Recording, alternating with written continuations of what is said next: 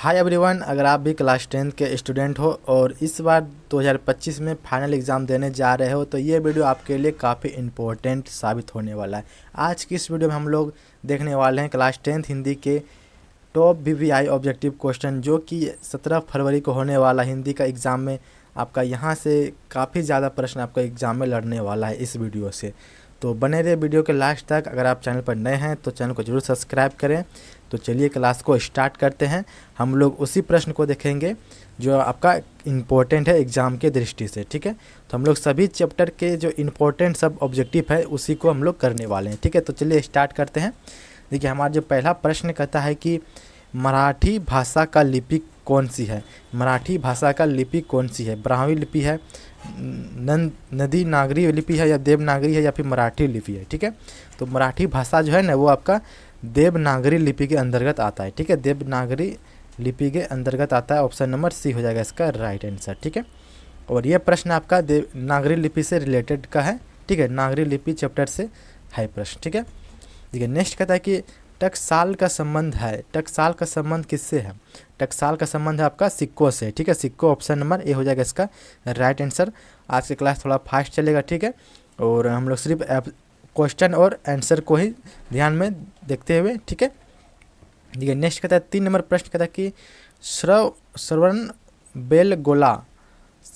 बेलगोला स्थान का संबंध है किससे? जैन धर्म से, बौद्ध धर्म से, सिख धर्म से, या फिर वैष्णव धर्म से, ठीक है। तो इसका जो राइट आंसर हो जाएगा ऑप्शन नंबर ए हो जाएगा जैन धर्मों से, ठीक है। जैन धर्मों से ये आपका संबंध है। देखिए, वही नेक्स्ट प्रश्न कहता है कि सिद्धम क्या है? सिद्धम क्या है? मंत्र है, या सिद्ध योगी है, या फिर साधु है, या फिर एक प्रकार की लिपि है, ठीक है। तो 4 नंबर का आपका ऑप्शन नंबर डी हो जाएगा, एक प्रकार के लिपि है। सिद्धम क्या है? तो एक प्रकार का लिपि है, ओके। देखिए, नेक्स्ट प्रश्न कहता है कि किसे देवनागरी की संज्ञा दी गई है? किसे देवनागरी की संज्ञा दी गई है? प्रयागराज को, काशी को, या मथुरा को, या फिर उज्जैन को, ठीक है। तो 5 का करेक्ट आंसर हो जाएगा ऑप्शन नंबर बी हो जाएगा इसका आपका। ऑप्शन नंबर बी बिल्कुल राइट होगा, काशी, ठीक है। काशी को दी गई है किसकी संज्ञा? तो देवनागरी की संज्ञा। देखिए, नेक्स्ट प्रश्न कहता है कि हिंदी के आदि कवि कौन है? हिंदी के आदि कवि कौन है, ठीक है। तो आपका जो राइट आंसर हो जाएगा ऑप्शन नंबर सी हो जाएगा वाल्मीकि। हिंदी के जो आदि कवि हैं वो वाल्मीकि हैं। अगर आपसे पूछेगा कि हिंदी का पहला कवि कौन है, हिंदी का पहला कवि अगर पूछे तो आप कहेंगे सरहपाद, और अगर हिंदी का आदि कवि पूछे तो आप कहेंगे वाल्मीकि, ठीक है। तो ये दोनों आप लोग याद रखेंगे, हिंदी का पहला कवि सरहपाद और हिंदी के आदि कवि वो आपका वाल्मीकि हो जाएगा, ठीक है। ठीक है, नेक्स्ट 7 नंबर प्रश्न कहता है कि अमोघ वर्ष कौन था? एक विद्वान था, या फिर प्रख्यात राष्ट्रकूट राजा था, या फिर एक कवि थे, या फिर राजदेव थे, ठीक है। तो आपका 7 का करेक्ट आंसर हो जाएगा ऑप्शन नंबर बी, प्रख्यात राजकूट राजा, ठीक है। ऑप्शन नंबर बी हो जाएगा इसका करेक्ट आंसर। अगर आपने प्रश्न कहानी को पढ़ा होगा अच्छे से तो आपको याद होगा, ठीक है। अगर आपने नहीं पढ़ा तो कोई बात नहीं, आप लोग सिर्फ क्वेश्चन आंसर को फोकस करते हुए चलते रहिए। और आपको अगर बता दें कि अगर आपको जो भी प्रश्न चाहिए, नोट्स वगैरह चाहिए और वायरल प्रश्न भी चाहिए, तो आप लोग डिस्क्रिप्शन में आपको एक लिंक मिलेगा टेलीग्राम का, उसमें जाके ज्वाइन हो जाना है, वहाँ से आपको मिल जाएगा, ठीक है। देखिए, नेक्स्ट प्रश्न कहता है कि मिहिर भोज की ग्वालियर प्रस्थित किस भाषा में है? मिहिर भोज जो कि ग्वालियर प्रस्थित किस भाषा में है? प्राकृतिक भाषा में, आरंभ भाषा में, या फिर संस्कृति, या फिर हिंदी भाषा में, ठीक है। तो 8 का आपका करेक्ट आंसर हो जाएगा ऑप्शन नंबर सी, संस्कृत। ये आपका संस्कृत भाषा में है, ठीक है। देखिए, नेक्स्ट प्रश्न कहता है कि वेतमा कहाँ पे है? वेतमा कहाँ पे है? इंदौर में है, या फिर इलाहाबाद के पास है, या पुणे के पास, या फिर पटना के पास, ठीक है। तो वेतमा जो आपका है वो आपका इंदौर के पास पड़ता है, ठीक है। इंदौर के पास ऑप्शन नंबर ए हो जाएगा बिल्कुल राइट आंसर। देखिए, नेक्स्ट 10 नंबर प्रश्न कहता है कि दक्षिण भारत के पांड्य प्रदेश से किस राजा के पलियम ताम्रपत्र मिले हैं? ताम्रपत्र किसके मिले हैं? महेंद्रपाल को, या फिर राजा वर्णगुण को, या फिर राजा भोज को, या फिर श्रीगंग राजा को, ठीक है। तो आपका 10 का जो करेक्ट आंसर होगा ऑप्शन नंबर बी हो जाएगा, राजा वर्णगुण को, ठीक है। वर्णगुण ऑप्शन नंबर बी हो जाएगा इसका राइट आंसर। वर्णगुण को ताम्रपत्र मिले थे, कहाँ पे? दक्षिण भारत में, ठीक है। देखिए, नेक्स्ट प्रश्न नेक्स्ट कहता है कि अमरकांत को किस पुरस्कार से पुरस्कृत किया गया था। अमरकांत को किस पुरस्कार से पुरस्कृत किया गया था। और ये आपका प्रश्न है, आपका काफ़ी इंपॉर्टेंट है, जो कि आपका चैप्टर का नाम बहादुर है और बहादुर से यानी कि ये रिलेटेड है। ठीक है, तो अमरकांत जी जो है उसको जो पुरस्कार मिला था वो साहित्य अकादमी का मिला था। ठीक है, साहित्य अकादमी पुरस्कार, ऑप्शन नंबर बी हो जाएगा इसका राइट आंसर। ठीक है, नेक्स्ट कहता है कि जिंदगी और जोक, जिंदगी और जोक किसकी कहानी है। प्रेमचंद्र की है या फिर सुदर्शन की या फिर महेश सिंह या फिर अमरकांत जी का। ठीक है, तो 12 का आपका करेक्ट आंसर हो जाएगा ऑप्शन नंबर डी हो जाएगा, अमरकांत जी का है जिंदगी और जोग। ठीक है, नेक्स्ट प्रश्न, एक सेकेंड देखिए, नेक्स्ट कहता है कि बहादुर का पूरा नाम क्या है। ये भी प्रश्न कई बार पूछ चुका है कि बहादुर का नाम क्या है। ठीक है, तो बहादुर का नाम सुख बहादुर है या दिल बहादुर या फिर कुल बहादुर या फिर गुल बहादुर। ठीक है, तो बहादुर का पूरा नाम दिल बहादुर माना जाता है। ठीक है, ऑप्शन नंबर बी हो जाएगा इसका राइट आंसर। देखिए नेक्स्ट प्रश्न, नेक्स्ट कहता है निर्मला आँखों पर क्या रखकर रोने लगी। निर्मला आँखों पर क्या रखकर रोने लगी, उर्माल या फिर हाथ या फिर आंचल या फिर इनमें से कोई नहीं। ठीक है, तो 14 का आपका करेक्ट आंसर होगा ऑप्शन नंबर सी हो जाएगा। ठीक है, ऑप्शन नंबर सी आंचल, आंचल हो जाएगा आपका बिल्कुल राइट। आंचल बोलने तो जो आपका साड़ी का जो होता है ना अचरा, ठीक है, उसी को कहते हैं। देखिए नेक्स्ट प्रश्न, नेक्स्ट 15 नंबर प्रश्न कहता है कि लेखक के घर में किसकी निर्यात आवश्यकता थी, यानी कि किसका ज़रूरत था, नौकर का या फिर चापलूस का या फिर चपरासी का या फिर पहरेदार का। ठीक है, तो लेखक के घर में बहुत सारा काम था जिसमें क्या नौकर की ज़रूरत थी इसको। ठीक है, ऑप्शन नंबर ए हो जाएगा इसका राइट आंसर, नौकर की ज़रूरत थी। देखिए नेक्स्ट प्रश्न, नेक्स्ट कहता है कि माँ के डर से लड़का रात भर कहाँ छिपा था। माँ के डरों से लड़का कहाँ पे था, पहाड़ में था, जंगल में या फिर पड़ोसी के घर या फिर विद्यालय में छुपा था। ठीक है, तो माँ के डर से जो रात भर जो छुपा था वो आपका जंगल में छुपा था। ठीक है, जंगल हो जाएगा आपका ऑप्शन नंबर बी हो जाएगा इसका करेक्ट आंसर, जंगलों में। देखिए नेक्स्ट प्रश्न, नेक्स्ट कहता है कि लड़के ने हंडिया से कितने रुपए निकाले थे। हंडिया या फिर जो भी है, ठीक है, उसमें से कितने रुपए निकाले थे, 5 रुपये या फिर 2 रुपये या 3 या फिर 6 रुपये। ठीक है, तो वो आपका निकाले थे 2 रुपये निकाले थे। ठीक है, 2 रुपये ऑप्शन नंबर बी हो जाएगा इसका राइट आंसर। देखिए वहीं नेक्स्ट प्रश्न कहता है कि इस मोहल्ले में बहुत डैश लोग रहते हैं। इस मोहल्ले में बहुत डैश डैश डैश लोग रहते हैं। क्या लोग रहते हैं, तिच्छू लोग रहते हैं, धनी लोग रहते हैं या फिर गरीब लोग या फिर विश्वासी लोग। तो इसका जो राइट आंसर होगा ऑप्शन नंबर ए हो जाएगा तिच्छू लोग। ठीक है, तुच्छ लोग रहते हैं यहाँ पे इस मोहल्ले में, ऑप्शन नंबर ए बिल्कुल राइट होगा आपका। देखिए नेक्स्ट प्रश्न, नेक्स्ट कहता है बहादुर लेखक की पत्नी निर्मला को किस रूप में देखना चाहता था, देवी के रूप में, बहन के रूप में, भाभी के रूप में या फिर माँ के रूप में।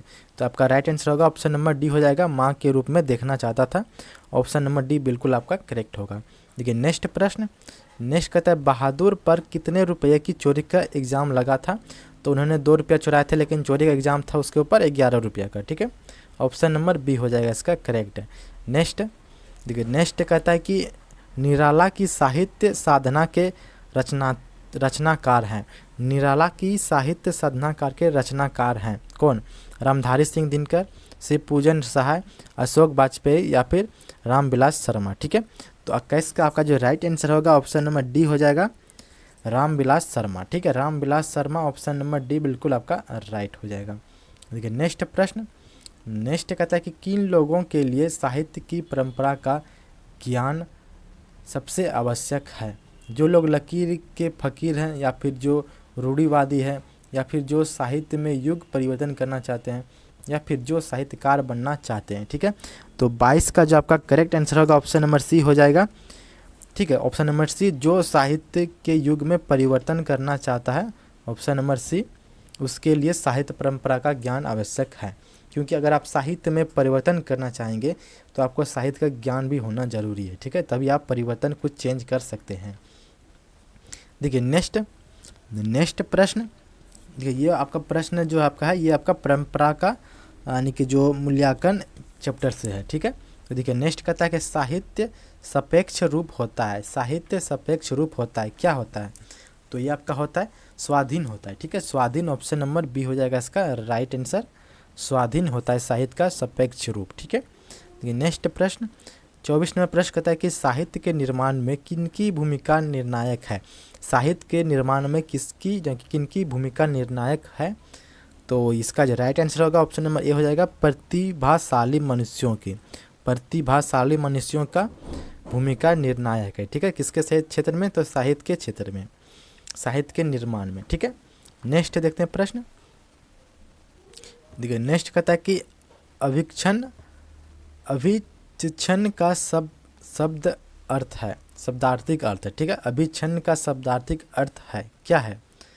तो ये इसका होता है अटूट होता है। ठीक है, अटूट ऑप्शन नंबर बी हो जाएगा आपका राइट आंसर, अटूट होता है। ठीक है, देखिए नेक्स्ट प्रश्न देखते हैं।